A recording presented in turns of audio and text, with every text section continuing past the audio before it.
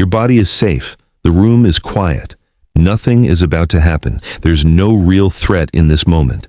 And yet your system is on. Your jaw is tight. Your chest feels slightly heavy. Your thoughts are alert, scanning, waiting. It's like your brain is holding its breath.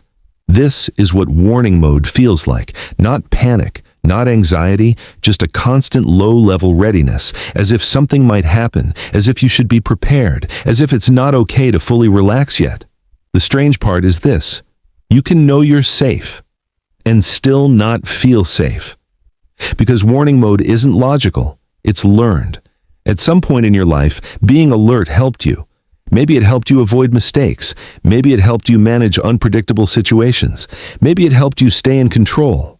So your nervous system saved that state, and now it turns it on automatically, not because danger is present, but because your brain is running an old protection pattern.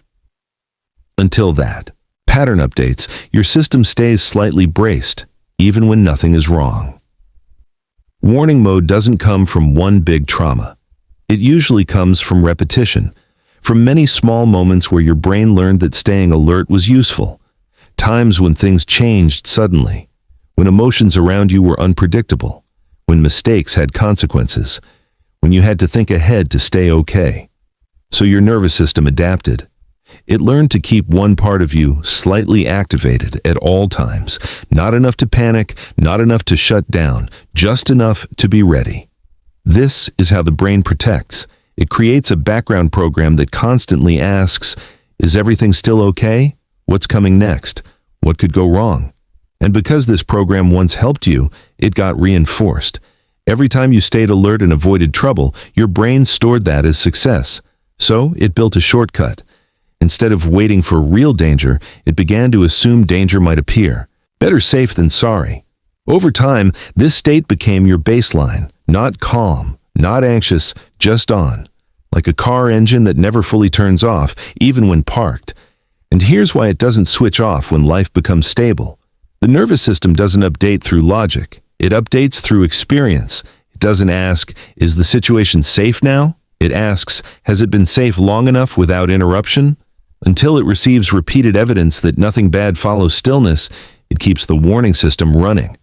So even in peaceful moments, your body stays slightly tense, your breathing stays a little shallow, your attention keeps scanning. Not because you're broken, but because your brain is loyal to an old job description: stay ready, just in case. And the longer this pattern runs, the more normal it feels.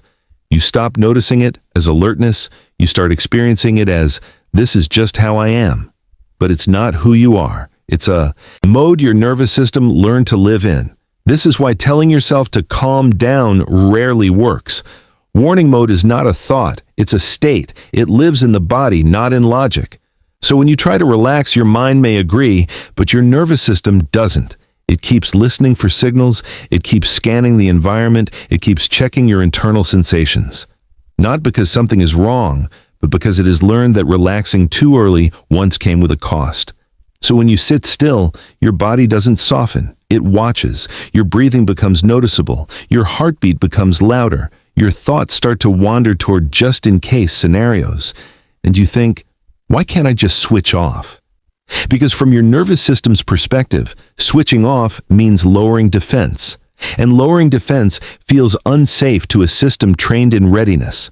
This is also why distraction feels easier than rest.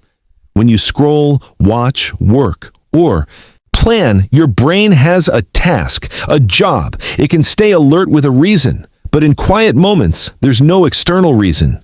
So the system turns inward. It monitors your body. It monitors your thoughts. It looks for problems, not because it enjoys it, but because it believes its job is to prevent something bad from happening.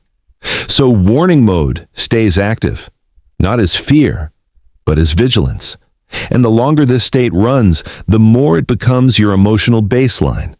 You don't feel on edge. You just feel unable to fully settle, like a guard who never leaves the post, even when the building is empty. Warning mode doesn't turn off when you force relaxation. It turns off when your nervous system receives a different kind of message.